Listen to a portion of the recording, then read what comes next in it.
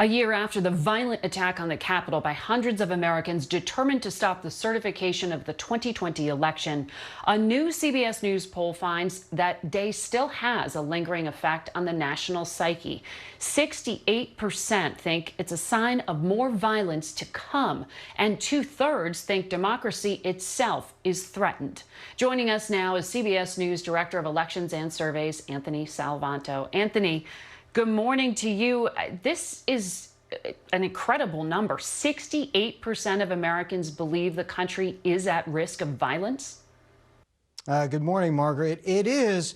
Let's try to understand what's driving that a little bit. First, look back on that day at the Capitol. And I should start by saying there's overwhelming disapproval of what happened, but there are 17% now that do approve of what happened. Over the course of the year, we've seen some movement among Republicans within those who disapprove, a little bit of softening of that from the strongly disapprove, a little more into this somewhat disapprove category.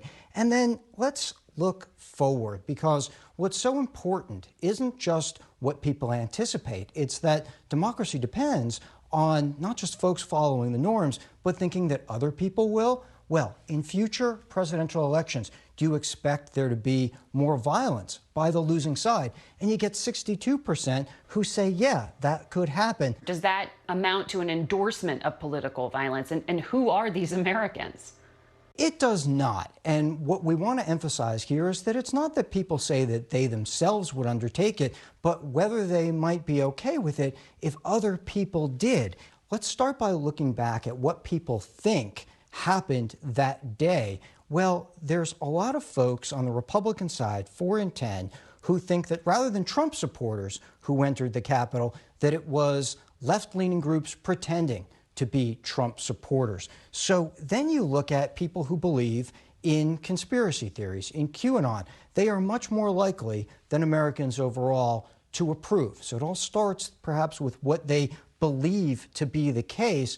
Now, we tackled this head on. We asked, okay, what do you want former President Trump to be doing now? And there's 12% of the country that say he should be fighting right now to get back into the office before the next election. Now, you take a subset of them who say that if necessary, force could be used to do that. Now, that's 4% of the country. We don't often talk about numbers that small, but what we've seen here is that it doesn't take large numbers of people to feel that way, and then that in turn leads to that lessening confidence or that anticipation that more violence might arise because they know that those folks are out there, Margaret. An important point. But we are seeing radicalized politics outside the United States, too. From what you see here at home, is all of this about the former president, or is something else driving it?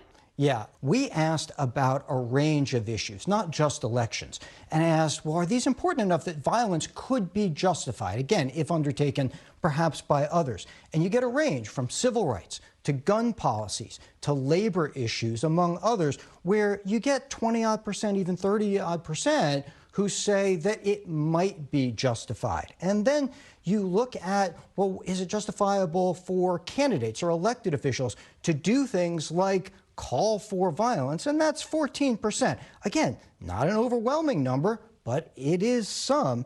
Now, one of the things you want to look at, Margaret, is why they think that might be justified. It's not so much that people think that violence can itself be acceptable, but they fear that their opponents might do that or worse. So it's a sign of that underlying mistrust. However, it's a new year. I want to show you something besides these very sobering things.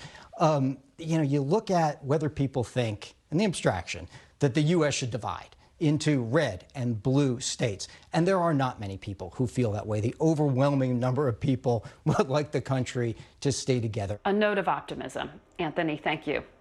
We'll be right back.